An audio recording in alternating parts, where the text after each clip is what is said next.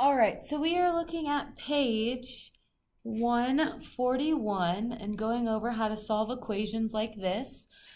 So when we are solving equations, anytime that we have parentheses, we're going to need to get rid of those first. And that'll be the first step anytime we're solving any equation. We have to distribute to get rid of parentheses. So remember from unit 1, to distribute, you're going to take the number on the outside and you're going to multiply it to every term in the parentheses, just the terms in the parentheses. So 4 times 2x would give me 8x. 4 times positive 7 would give me positive 28, and that equals 108.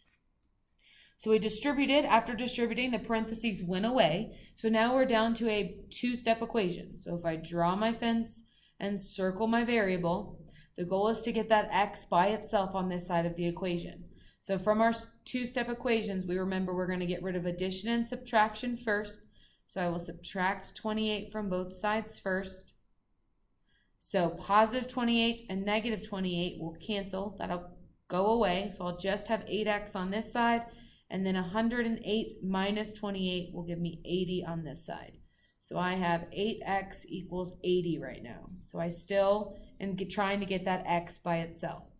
So to get rid of 8 times x, I'm going to divide both sides by 8. Remember, when a number and a letter are right next to each other, that means multiplication. So if I divide both sides by 8, 8 divided by 8 gives me 1. So that just gives me 1x. And then 80 divided by 8 would give me 10. So my answer here is x equals 10. And if you wanted to check, you can plug 10 in here and see if I put 10 here when I get 108 when I solve. So 2 times 10 is 20, plus 7 is 27. So then 4 times 27 would give me 108. So I know that I did that one correctly. All right, to look at a couple more together, let's look at number 5. Actually, let's do number 6.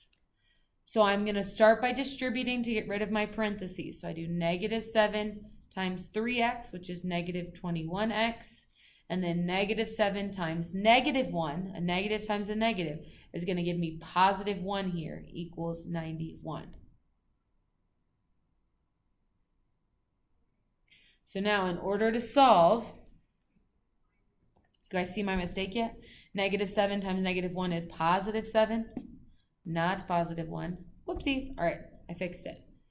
All right, so then to solve, I'm going to draw my fence. I got rid of my parentheses, so now it's just a two-step equation I'm solving. Draw my fence, circle my variable. So remember, to get rid of a positive 7, I get rid of addition and subtraction first. To get rid of positive 7, I'm going to subtract 7 from both sides. So then I get negative 21x equals 91 minus 7 would give me 84. So then I have negative 21x equals 84. So if I draw my fence and circle my variable again, this is negative 21 times x. This is still multiplication, even with that negative sign here. So I'm going to divide by 21, negative 21, divide by negative 21. So negative 21 divided by negative 21 gives me 1x. And then 84 divided by negative 21 is going to give me negative 4 as my answer. So my answer here is negative 4. All right, let's look at a couple more together. So let's do number 9. Again, I'm going to take that number in front and distribute it first. We always do distribution first to get rid of our parentheses. So negative 7 times 4x is going to give me negative 28x. Then negative 7 times negative 7 is positive 49.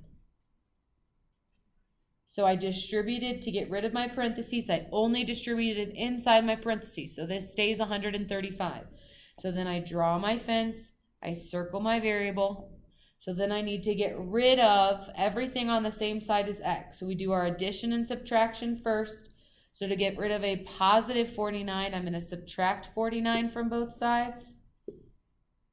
Subtract 49 from this side, subtract 49 from this side.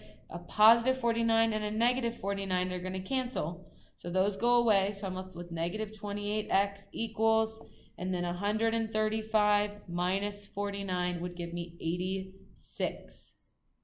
So I have negative 28x equals 86. So I'm still trying to get rid of that negative 28.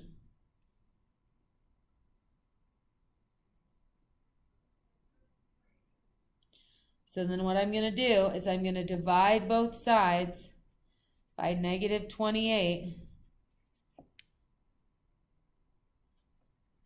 So then when I divide both sides by negative 28, I have 86 divided by 28. And this one's going to give me a funky decimal, but that's okay. Decimals are fine. So I'm going to get x equals negative 3.071. And I'll just stop around my decimal there.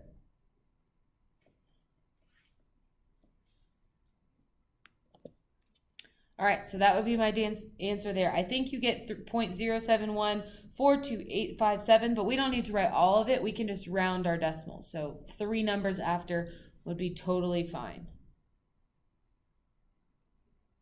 All right, let's try number 11 together. So again, I'm going to have to distribute first. This one is going to have a little more than just distributing, but I always distribute first. So I'm going to do negative 9 times 4 gives, or negative 9 times 6, excuse me, is negative 54.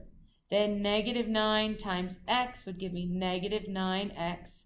And then I bring down my minus 2x equals negative 10. So now I want my x's 1x on one side of the fence. So I'm going to combine these together first. So I'm going to do negative 9 minus 2x would give me negative 11x, right? If I do negative 9 minus 2, I could do keep, change, change. So negative 9 plus negative 2 gives me negative 11x. And then we just bring down all the stuff we haven't done yet. So now I have only one x that I'm going to solve for, right? I need to bring all the x's together so I can solve for it. So now to get rid of a minus 54, we get rid of addition and subtraction first. So to get rid of this minus 54, I'm going to have to add 54 to both sides, right? A negative needs a positive so that it cancels. So then I have negative 11x equals negative 10 plus 54. They're different signs, so I have to subtract. 54 minus 10 would give me 44. And then because my bigger number is positive, my answer is positive. So now I have negative 11x equals 44. If I divide by negative 11, divide by negative 11, I get x equals negative 4. All right, so hopefully that helps you finish the rest of the page.